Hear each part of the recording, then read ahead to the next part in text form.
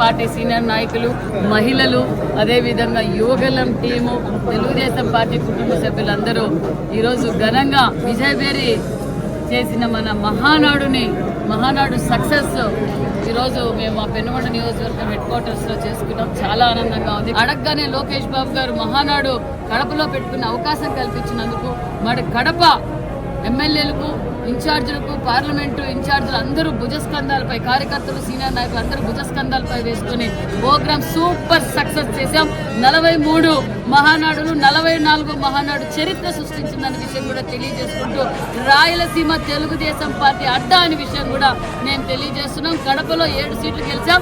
రాబోయే ఎన్నికల్లో 10కి 10 సీట్లు కూడా మేము గెలవబోతున్నామన్న విషయాన్ని కూడా మీకు తెలియజేస్తున్నాం.